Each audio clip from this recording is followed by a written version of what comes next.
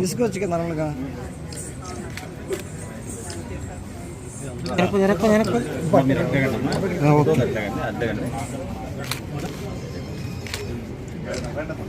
వచ్చే విధంగా అందరూ సహకరించండి. ఉత్సవాలు ఘనంగా జాయింట్ కలెక్టర్ విశాఖపట్నం అనకాపల్లి వారికి, అలాగే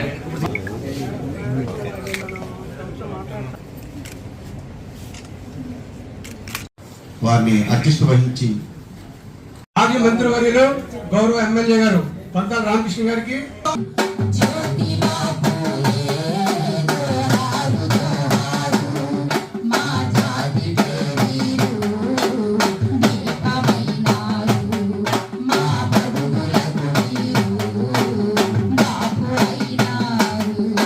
కిందటే ఓకే జుగుప్స్ కలిగించే పూలే అధ్యక్షుడు నాందికర్త ఆయన కృషి చేశారు. ఇది అందరికీ కూడా శుభాకాంక్షలు. ఆయన బతికిన ఆ టైం లైన్ మనం ఒకసారి అర్థం చేసుకోవాలి. సో 1827 నుంచి 1890, సో మనకు అప్పుడు స్వాతంత్రం కూడా రాలేదు. అండ్ మనల్ని వేరే వాళ్ళు పరిపాలిస్తున్న రోజుల్లో మనకి చదువు కూడా అందరికీ అందుబాటులో లేదు. అదేవిధంగా మనకి స్త్రీలకి కూడా ఎటువంటి స్వాతంత్రం కూడా ఆ రోజుల్లో లేదు. అండ్ కుల వివక్ష అనేది కూడా తారాస్థాయిలో ఉన్న రోజుల్లో ఆయన ప్రివిలేజ్ లేని ఫ్యామిలీలోని జన్మించి కూడా ఆయన అంత చక్కగా చదువుకొని ఆయనని మనం ఈరోజు father of Indian social revolution అని అనిపించుకునే స్థాయికి ఆయన ఎదిగారు అని అంటే ఆయన నిజంగా ఎంత కష్టపడి ఉంటారు, ఎన్ని ఛాలెంజెస్ ఆయన ఫేస్ చేసి ఉంటారు అన్నది మనందరికీ కూడా ఒక రకమైన ఇన్స్పిరేషన్. సో ఆయన తాలూకు కాంట్రిబ్యూషన్స్ అన్ని కనుక మనం చదివినట్లయితే ఆయన ఎటువంటి సమాజాన్ని కోరుకున్నారు? అందరూ సమానంగా చదువుకోగలిగే సమాజాన్ని కోరుకున్నారు. సమాజంలో స్త్రీలందరినీ కూడా గౌరవించే సమాజాన్ని ఆయన కోరుకున్నారు. అదేవిధంగా కులాల మధ్య ఎటువంటి వివక్ష అనేది లేకోకుండా అందరికీ సమానమైన అవకాశాలు లభించే సమాజం ఉండాలని ఆయన అప్పట్లో కోరుకున్నారు. సో దానికి తగ్గట్టుగా ఇప్పుడు ఇందాక కూడా చెప్తున్నారు, మన అంబేద్కర్ గారికి కూడా ఆయనే ఇన్స్పిరేషన్ అని అంబేద్కర్ గారు చాలాసార్లు చెప్తున్నారు. సో అంబేద్కర్ గారు మనకి రాజ్యాంగంలో రచించడంలో ఎంత ఇన్స్ట్రుమెంటలో మనందరికీ కూడా తెలుసు. సో ఈ బ్యాక్వర్డ్ కమ్యూనిటీస్ ఏవైతే ఉన్నాయో వాళ్ళని పైకి తీసుకురావాలంటే కంపల్సరీగా ఈ రిజర్వేషన్స్ అనేవి ఏవైతే అవసరం ఉంటాయో అది ఆ అవసరాన్ని గుర్తించింది ఆనాడు ఫస్ట్ గా మన జ్యోతిబా పూలే గారే. సో ఆయన థాట్ ప్రాసెస్ నుంచి మనకి ఇన్స్పిరేషన్ ద్వారానే మనకి అంబేద్కర్ గారు కానీ వివిధ ఫ్రీడమ్ ఫైటర్స్ అందరూ కూడా కాన్స్టిట్యూషన్ అన్నది రాస్తున్నప్పుడు మనం రిజర్వేషన్స్ ని నెగిటివ్ వర్డ్ గా అనుకుంటాం, బట్ మామూలుగా చెప్పాలంటే దాన్ని పాజిటివ్ డిస్క్రిమినేషన్ అని అంటారు. సో ఎవరికైతే అన్ని ఆపర్చునిటీస్ లేవో వాళ్ళందరికీ ఈక్వల్ గా ఆపర్చునిటీ అవైల్ చేయడానికి ఒక రకమైన చిన్న పుష్ అనేది అవసరం పడుతుంది. సో ఈ రోజున మనం చాలా మంది ఇట్లా సమాజంలో ఎస్పెషల్లీ లేడీస్ ఆ విషయానికి వస్తే చక్కగా అనుకున్నట్టు చదువుకుంటున్నారు, ఉద్యోగాలు చేస్తున్నారు, ఏకంగా అంతరిక్షంలోకే వెళ్ళి వస్తున్నారు. సో ఆ స్టాండర్డ్ కి మనం ఈరోజు కొంతవరకు మనం రీచ్ అయ్యాం, కానీ ఇంకా మనం కొంత రీచ్ అవ్వాల్సింది కూడా ఉంది. సో మనందరి సామాజిక బాధ్యత ఏముంటది, మన చుట్టూ కూడా ఎక్కడన్నా ఇటువంటి వివక్ష ఇటువంటివి ఎవరైనా గురవుతున్నా, కొంతమంది ఫ్యామిలీస్ లో ఇంకా అంత అవేర్నెస్ లేకపోయి ఉండొచ్చు, మీ చుట్టుపక్కల కానీ మీ సొంత ఫ్యామిలీలో కానీ మీ ఊరిలో కానీ ఎక్కడన్నా ఇటువంటివి జరుగుతున్నా కూడా వాళ్ళకి అవేర్నెస్ క్రియేట్ చేసి వాళ్ళకి అవకాశాన్ని కల్పించడం కోసమే మనం ఇటువంటి జయంతులు అన్ని కూడా మనం జరుపుకున్నాం.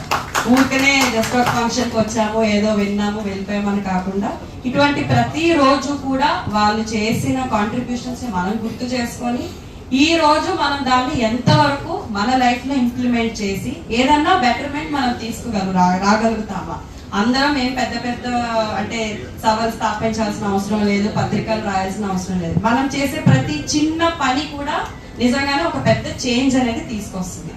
సో ఇవన్నీ కూడా మనం గుర్తు చేసుకొని ఖచ్చితంగా మన లైఫ్ లో ఇవన్నీ ఇంప్లిమెంట్ చేస్తూ మన సొసైటీని ఇంకాస్త బెటర్ ప్లేస్ గా చేయాలని మీ అందరినీ కోరుకుంటూ ఈ అవకాశం ఇచ్చిన అందరికీ కూడా నమస్కారం. ఈ దేశ ప్రజలు ఇప్పటికీ కూడా మమ్మల్ని పొందుతున్నటువంటి మహా వ్యక్తి సాంఘిక సంస్కర్త.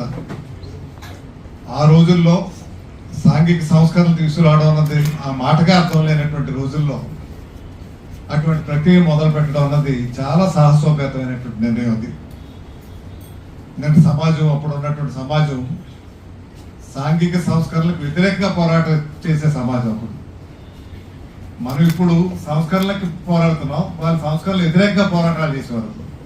అంటే ఇటువంటివన్నీ కూడా రాకుండా ఉండాలని.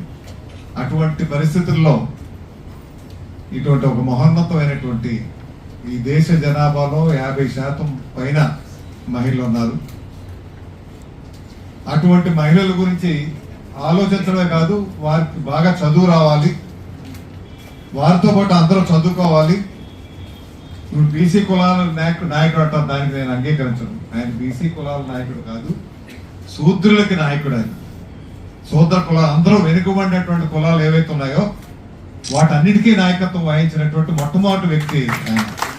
అది ఎస్సీ అని పేరు పెట్టుకోండి, మనం ఎస్టీ అని పెట్టుకోండి, ఏ కులం పేరు పెట్టుకున్నా అందరూ కూడా ఈ సమాజంలో వెనుకబడినటువంటి ఏవైతే వ్యక్తులు ఉంటారో, వెనుకబడటం సామాజికంగా, ఆర్థికంగా, ఇతరత్ర వెనుకబడినటువంటి వారి ఉద్ధరణ గురించి మొదలు పెట్టినటువంటి మొదటి ప్రయత్నం వారు స్వతంత్ర భారత్లో మొట్టమొదటిసారి అటువంటి ప్రయత్నం చేసినటువంటి ఒక మహనీయుడు.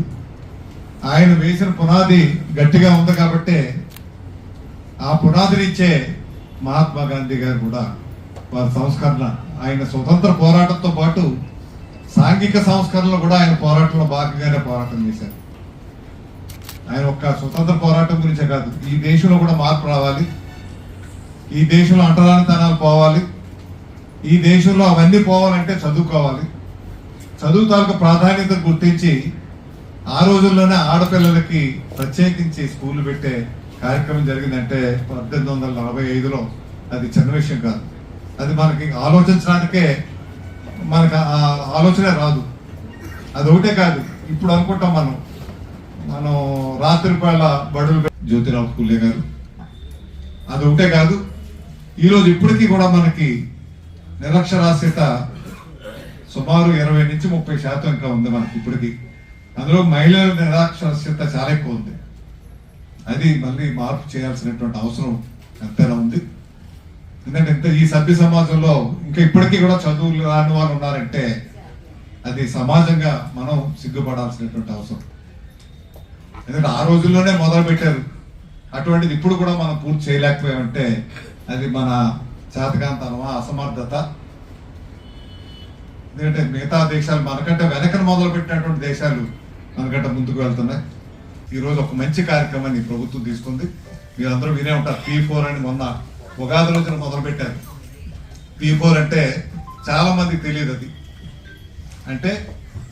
అంటే ప్రభుత్వం, ప్రైవేట్ రంగం, ప్రజలు కలిసి భాగస్వామ్యంగా నిర్వహించేటువంటి కార్యక్రమం P4, public private people participation. వీళ్ళు నలుగురు కలిపి చేయాలి. ఈ నలుగురు కలిపి ఏం చేస్తారు, ఈ సమాజంలో ఉన్నటువంటి 20% మంది బిలో పవర్టీ లైన్లో ఉన్నారు, అత్యధిక దిగువ స్థాయిలో ఉన్నటువంటి పేదలు ఉన్నారు. ఆ పేదల్ని వాళ్ళు ఎందువల్ల పేదరికం వచ్చింది, వాళ్ళు చదువు లేకపోవడం అయితే చదువు ఇప్పించాలి వాళ్ళకి, లేదంటే ఆ ఫ్యామిలీకి ఉద్యోగం లేకపోతే ఉద్యోగం ఇప్పించాలి, లేదంటే వాళ్ళు ఏమైనా కులవృత్తి ఏమైనా చేయగలిగితే వాటికి కావాల్సినటువంటి మద్దతు ఇవ్వాలి. ఒక డబ్బున్న వ్యక్తి ఒక నిరుపేదనో, ఇద్దరునో, ముగ్గురునో వాళ్ళ సామర్థ్యం బట్టి వాళ్ళు దత్తత తీసుకొని ఆ రకంగా ఏ గ్రామానికి ఆ గ్రామం ఒక యూనిట్గా పెట్టుకొని ఆ రకంగా ఆ 20% మందిని పైకి తీసుకురావాలి. వారి ఆదాయ మార్గాలు చూపించాలి, వాళ్ళ ఆదాయ వనరులు చూపించాలి, వాళ్ళ వార్షిక ఆదాయం పెంపొందించాలి అనేటువంటి ఏకైక లక్ష్యంతో బహుశా ఈ దేశంలో మొట్టమొదటి ప్రక్రియ ఈ రాష్ట్రంలోనే మొదలైంది. చంద్రబాబు నాయుడు గారు, ఉప ముఖ్యమంత్రి మన పవన్ కళ్యాణ్ గారు తీసుకున్నటువంటి ఇనిషియేటివ్. దీని ఫలితాలు వెంటనే కనిపించకపోవచ్చు, కానీ 10-15 సంవత్సరాల తర్వాత చూస్తే ఈ రాష్ట్రంలో ముఖ్యంగా ప్రతి ఒక్కరూ కూడా మీకు ఎబోవ్ పవర్టీ లైన్ ఉండే విధంగా తీసుకురావాలని, ప్రతి ఒక్క కుటుంబం కూడా సంపాదించుకునేటువంటి అవకాశాలు కల్పించాలనే ఉద్దేశంతో చేశారు.